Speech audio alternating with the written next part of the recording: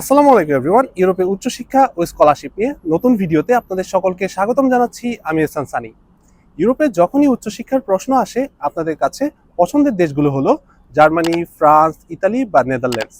কিন্তু ইউরোপের ঠিক মাঝখানে এমন একটি দেশ রয়েছে যাদের রয়েছে উন্নত শিক্ষা ব্যবস্থা, গবেষণা, চিকিৎসা এবং নিরাপদ ও বাসযোগ্য শহরগুলো। আজ আমি আছি অস্ট্রিয়ার রাজধানী ভিয়েনাতে। আমি এসেছি ICRA 2026 কনফারেন্সে। যারা জার্মানির পাশাপাশি উচ্চশিক্ষার জন্য বিকল্প দেশ খুঁজছেন, অস্ট্রিয়া হতে পারে তাদের একটি অন্যতম অপশন। আজকের এই ভিডিওতে আমি দেখাবো অস্ট্রিয়ার এডুকেশন সিস্টেম, এখানকার tuition fee, living cost, accommodation cost এবং বাংলাদেশ থেকে কিভাবে অস্ট্রিয়ার জন্য ভিসা প্রসেস করবেন তার বিস্তারিত। আজকের ভিডিওতে গেস্ট হিসেবে থাকবেন ফয়সাল ভাই, যিনি বর্তমানে এখানে পড়াশোনা করছেন। তো চলুন তবে শুরু করা যাক। আমরা এখন সরাসরি ফয়সাল ভাইয়ের কাছে চলে যাব। উনি ওনার পরিচয়টা দিবেন এবং এখানে কোন সাবজেক্ট নিয়ে পড়াশোনা করছেন তার সম্পর্কে বলবেন। আহ, আমি মোহাম্মদ ফয়সাল।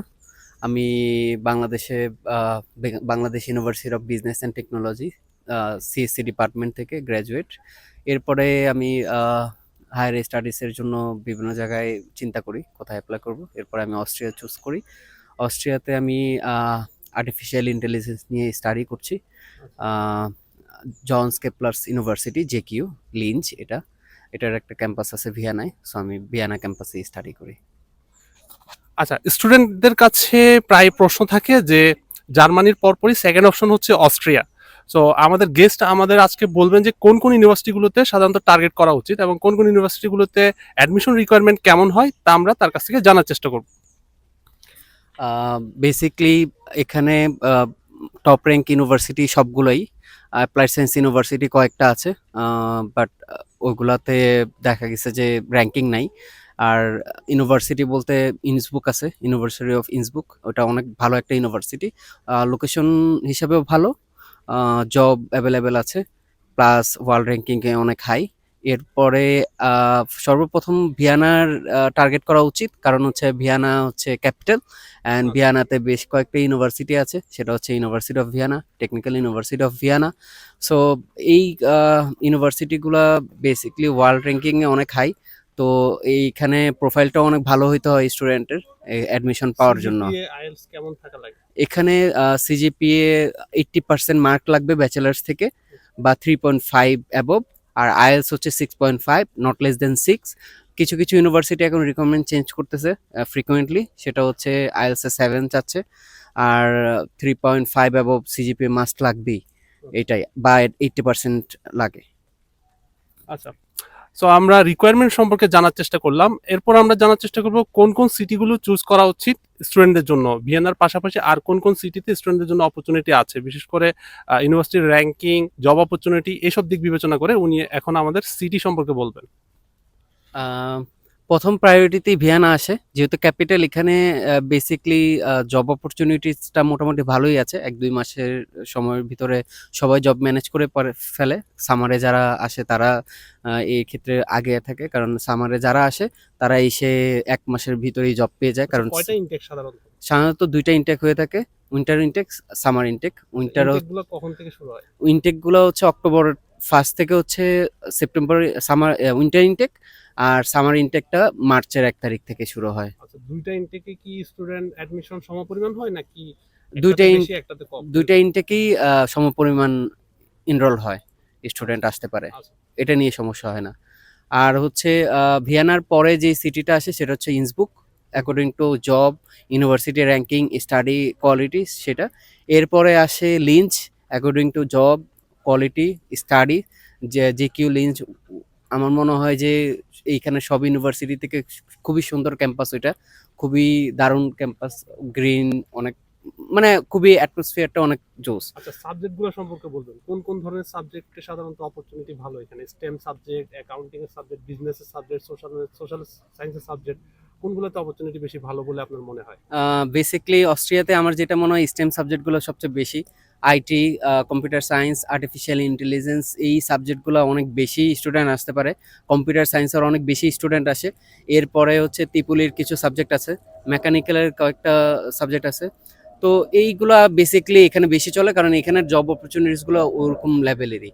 আর বিজনেস হচ্ছে সবচেয়ে আমার মনে হয় যে পরের প্রায়োরিটি লিস্টে বিজনেসের আসে।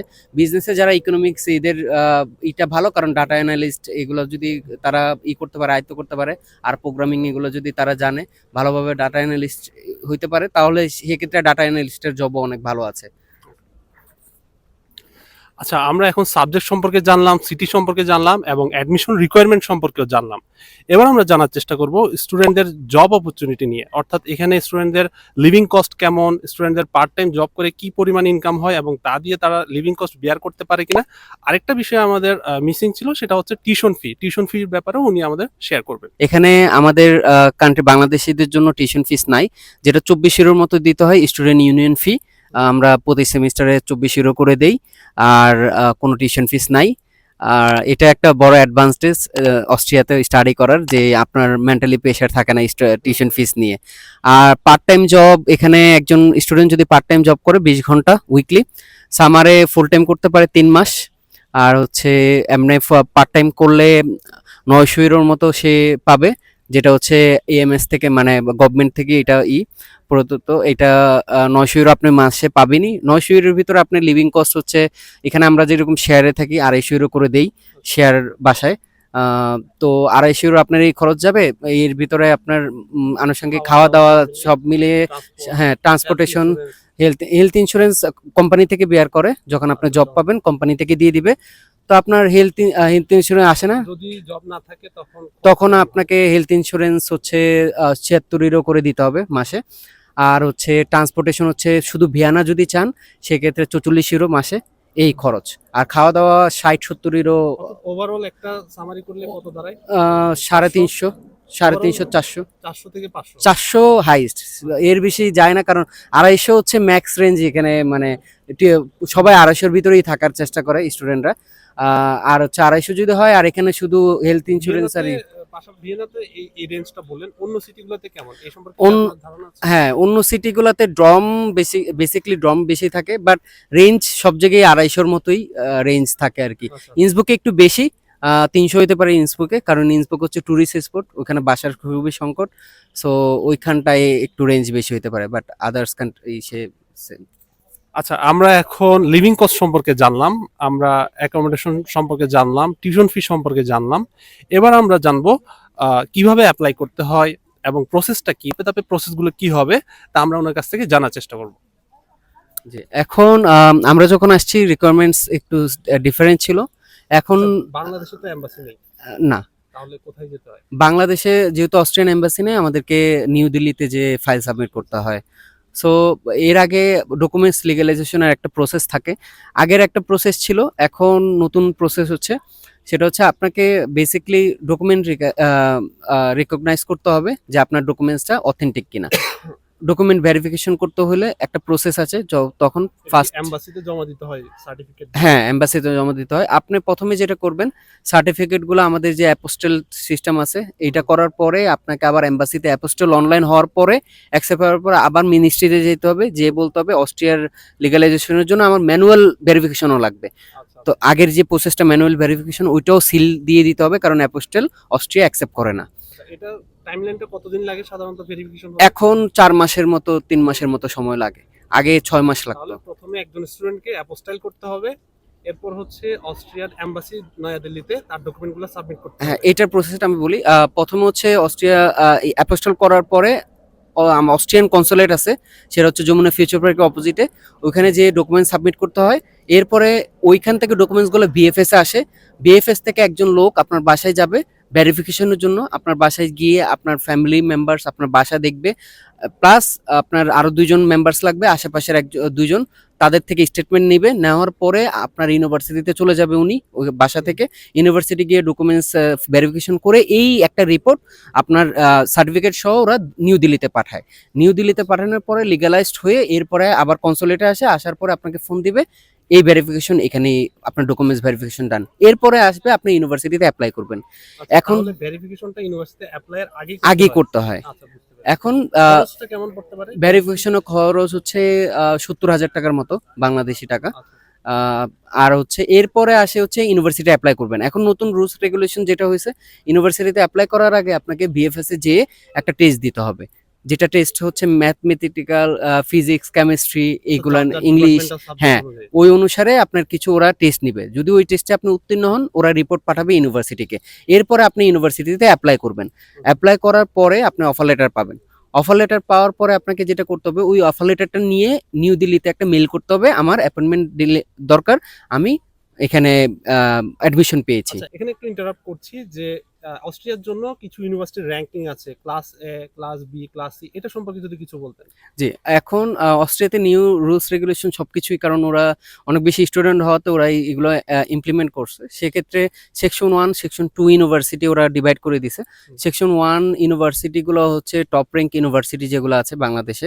প্রাইভেট ইউনিভার্সিটির ভিতরে অলমোস্ট 10-15টা আছে, আর পাবলিক ইউনিভার্সিটি 20টা, মানে টোটাল 30টার মতো ইউনিভার্সিটি সেকশন 1-এ যারা আছে তারা অ্যাপ্লাই করার জন্য এলিজেবল।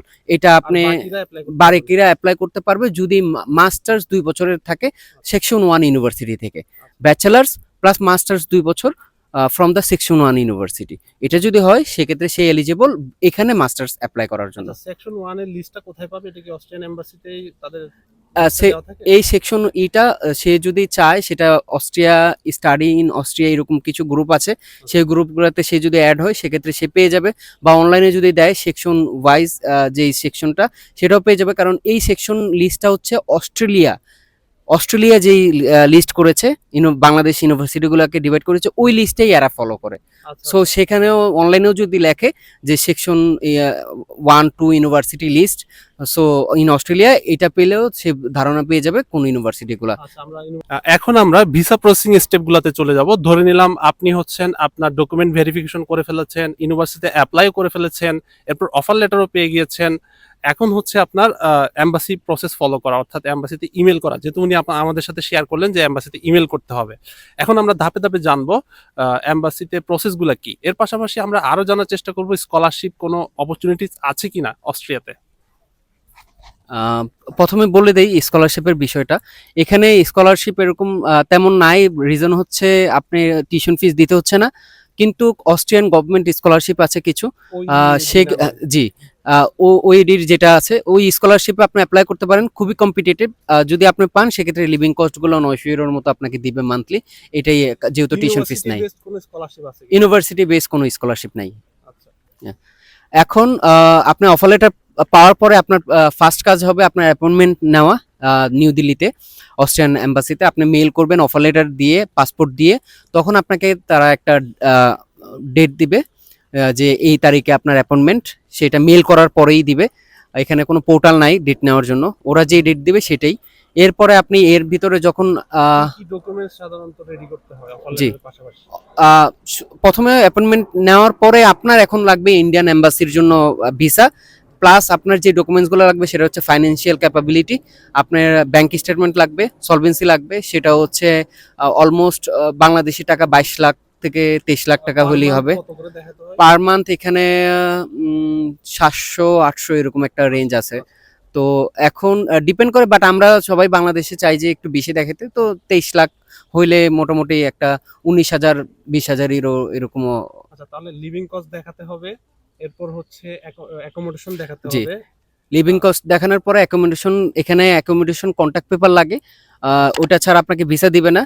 তো এখানে কোনো সিনিয়র কারোর সাথে যোগাযোগ করলে, বা কোনো ওয়েবসাইট আছে, সেই ওয়েবসাইটগুলোতে ড্রম আছে, ড্রম যদি অ্যাপ্লাই করে। হ্যাঁ, ইউনিভার্সিটির ড্রম নাই এখানে, বাট এমনি স্টুডেন্টদের ড্রম আছে। হ্যাঁ, হাউজিং, সেখানে যদি অ্যাপ্লাই করে, সে যদি ওইগুলো পায়, ওখান থেকে কন্ট্যাক্ট পেপার নিয়ে সে এম্বাসিতে সাবমিট করতে হয়। এরপর আসছে হচ্ছে হেলথ ইন্স্যুরেন্স। হেলথ ইন্স্যুরেন্স লাগে, সেটা হচ্ছে বাংলাদেশ থেকেই আমরা হেলথ ইন্স্যুরেন্স নেই। বিভিন্ন বাংলাদেশি কোম্পানি আছে যেগুলো, ওগুলা হইলেই হয়, বাংলাদেশি একটা ইন্স্যুরেন্স হইলে হবে। সুইস কেয়ারও খুবই সুইস কেয়ারও জনপ্রিয়, সুইস কেয়ার নিতে পারে। 1 বছরের হেলথ ইন্স্যুরেন্স নিতে হয়। 1 বছরের হেলথ ইন্স্যুরেন্স। ট্রাভেল ইন্স্যুরেন্স কি নিতে হয়? ট্রাভেল ইন্স্যুরেন্স নিতে হয় না। আচ্ছা, এরপর হচ্ছে ফাইন্যান্সিয়াল ডকুমেন্টস। ফাইন্যান্সিয়াল ডকুমেন্টস কি ভেরিফিকেশন বা এই ধরনের কোনো কিছু শেয়ার করবেন? কারণ অনেকেরই টেন্স থাকেন যে কয় বছরের ডকুমেন্টস দেখাতে হবে, 1 বছরের স্টেটমেন্ট দেখাতে হবে না, 6 মাসের দেখাতে হবে না, 3 মাসের দেখাতে হবে, বা স্টুডেন্টের অ্যাকাউন্টে ট্রানজাকশন থাকতে হবে না শুধু স্পন্সর দেখালে চলবে, এই বিষয়গুলো যদি একটু শেয়ার করতেন। যে এই ক্ষেত্রে আগে একটা রুলস ছিল যে স্টুডেন্টের অ্যাকাউন্ট, প্যারেন্টসের অ্যাকাউন্ট থেকে স্টুডেন্ট অ্যাকাউন্টে টাকা আসতো, বাট আমাদের ক্ষেত্রে অনেক কিছুই হয়েছে যে শুধু স্টেটমেন্ট দেখা হয়ে গেছে। তো স্টেটমেন্টটা মোটামুটি 3-4 মাসের লেনদি হইলে ভালো। সেক্ষেত্রে অবশ্যই এখন আগে ফাইন্যান্সিয়াল কিছুই লাগতো না। আমরা যখন আসছি আমাদের বাবার কোনো স্পন্সরের কোনো ডকুমেন্টস লাগে নেই, শুধু ব্যাংক স্টেটমেন্ট দিয়েছি আমার বাবার, সেক্ষেত্রে হয়ে গেছে। তো সোর্স কি দেখাইতে হয়? সোর্স আগে দেখাইতে হতো না, এখন ওরা দেখতে চায় যে এই টাকাটা কোথায় থেকে আসছে। সো আচ্ছা, অনেক অ্যাপ্লিকেন্ট কোশ্চেন করে থাকে যে আইএলটিএস কি ম্যান্ডেটরি কিনা, এটা সম্পর্কে যে আইএলস মাস্ট ম্যান্ডেটরি, আইএলস ছাড়া এখানে অফার লেটার পাবে না কেউই। আচ্ছা, তাহলে আইএলটিএস ছাড়া অফার লেটারই পাওয়া যাবে না না। totally? আচ্ছা, এখন আমরা এমবাসির ডকুমেন্ট সম্পর্কে জানলাম। এক্ষেত্রে হচ্ছে কি আপনাকে ইন্ডিয়া, অন্য কোনো কান্ট্রি কি আছে? অন্য কোনো কান্ট্রি হবে না। তাহলে ইন্ডিয়াতে আপনার সেকেন্ড কান্ট্রি হিসেবে ভিসা নিতে হবে, ভিসা নিয়ে ওখানে গিয়ে এমবাসি ফেস করতে হবে। সো এখানে একটা সেকেন্ড কান্ট্রির অপশন থাকছে। এরপর আপনার ফাইন্যান্সিয়াল ডকুমেন্টসগুলো প্রিপেয়ার করতে হবে। সবকিছু শেষ হওয়ার পর সাধারণত কতদিন লাগে ভিসা ইস্যু হতে, এ সম্পর্কে আমরা জানবো। আমাদের যখনই আমরা ফাইল সাবমিট করার পরে এই ডকুমেন্টসগুলো হচ্ছে এখানে যে ম্যাজিস্ট্রেট আছে এখানে পাঠানো হয়। এমবাসি কোনো ভিসা ইস্যু করে না, এখানে ম্যাজিস্ট্রেটের কাছে পাঠানো হয়। ম্যাজিস্ট্রেট যখন সব ডকুমেন্টস রিভিউ করবে অলমোস্ট 2 মাস 3 মাসের মতো সময় নেয়। ওরা ডিসিশন জানায় দেয় এমবাসিকে, এমবাসি তখন আপনাকে মেল দিবে। আচ্ছা, ইন্টারভিউ কি হয় স্টুডেন্টদের? হ্যাঁ, এখন ইন্টারভিউতে কি কি জিজ্ঞেস করে বা কোশ্চেনারিজ থাকে কিনা, এটা সম্পর্কে যদি এখন হচ্ছে আগে আমরা যখন দিয়েছি কোনো ইন্টারভিউ ছিল না, এখন ইন্টারভিউ হয়েছে। কারণ হচ্ছে অনেকেই ইন্টেনশন ভালো না বা ক্যাপাবল না ইংলিশে কথা বলার জন্য, বা সে মোটিভ কি সেটা বোঝা যেত না আগে। এখন সেজন্য ওরা ইমপ্লিমেন্ট করছে ইন্টারভিউ।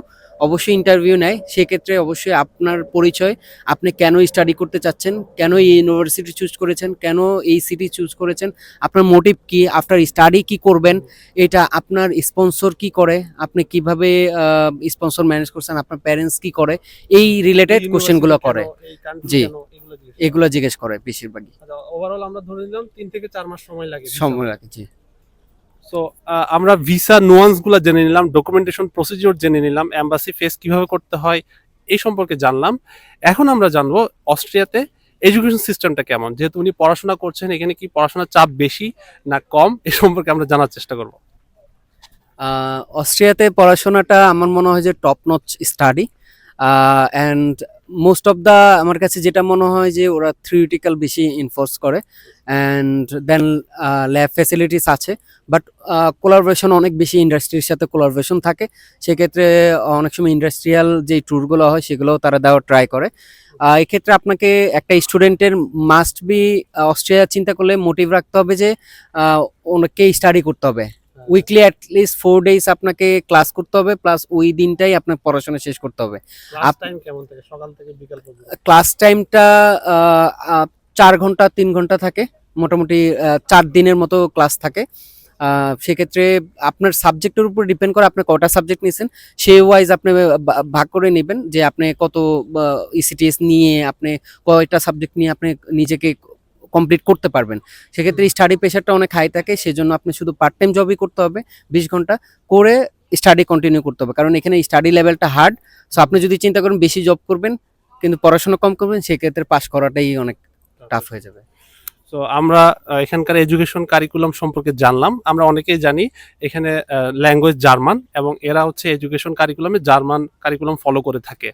সো বলা যায় একটু স্ট্রং, বাট আপনি যদি চেষ্টা করেন, লেগে থাকেন, অবশ্যই পারবেন। এবার আমরা জানবো অস্ট্রিয়াতে আফটার স্টাডি অপরচুনিটিগুলো কি কি, এখানে কি আদৌ জব পাওয়া যায় কিনা, বা আফটার স্টাডি ভিসার মেয়াদ কতদিন থাকে, বা স্টাডি রিলেটেড জব খুঁজে পেতে হয় কিনা, এই সম্পর্কে আমরা আমার গেস্টের কাছ থেকে জানার চেষ্টা করব। যে এখানে একটা স্মার্ট ওয়ে হচ্ছে, আপনাকে পড়াশোনা যখন করতে আসবেন আপনাকে মেন্টালিটি নিতে হবে বাংলাদেশে যে কোনোভাবে 3-4 মাসের সময় থাকলে A1টা কমপ্লিট করে আসা, এখানে এসেও সাথে সাথে জার্মান ল্যাঙ্গুয়েজে ভর্তি হওয়া, প্লাস পার্ট টাইম শুধু 20 ঘন্টায় জব করা, প্লাস স্টাডি করা। সেক্ষেত্রে সে যদি আফটার 2 ইয়ার্স গ্র্যাজুয়েশন করে বের হয় 1 বছরের ভিসা পাবে, পোস্ট ওয়ার্ক পারমিট। সেক্ষেত্রে 1 বছরের ভিতরে তাকে জব সার্চিং করতে হবে, তার ফিল্ড রিলেটেড যে সাবজেক্টে সে স্টাডি করবে ওই সাবজেক্ট রিলেটেড তাকে জব পেতে হবে। যদি সে জব পায় সেক্ষেত্রে রেড ওয়াইন কার্ড আছে, সেই কার্ডটা ইস্যু করে, সেটা দিয়ে সে এক্সটেন্ড করে করে ইয়ারলি থাকতে পারবে। এভাবে যদি 10 বছর সে কন্টিনিউ করে সেক্ষেত্রে এডুকেশনের হাফ কাউন্ট প্লাস বাকি সময়টা সে যদি জব করে 10 বছর হলে টোটাল সে পিআর এর জন্য এলিজিবল হবে। আগে যেটা 5 বছরের ছিল, এখন So, সেটা 10 অর্থাৎ বছর। এখানে এডুকেশন ইয়ার হাফ কাউন্ট হয়। জি, এডুকেশন হাফ কাউন্ট প্লাস তারপরে জব যত বছর করবে টোটাল মিলিয়ে 10 বছর হওয়ার পরে সে পিআর এর জন্য এলিজিবল হবে। প্লাস তার ল্যাঙ্গুয়েজ লেভেল যেটা জার্মান সেটা B2 এক্সাম দেওয়া থাকলে সেক্ষেত্রে সে পিআর পেয়ে যাবে। আচ্ছা, সো আর এখানে তাহলে হচ্ছে কি পিআর এর জন্য মিনিমাম 10 ইয়ার্স কমপ্লিট 10 করতে ইয়ার্স হবে। কমপ্লিট করতে হবে।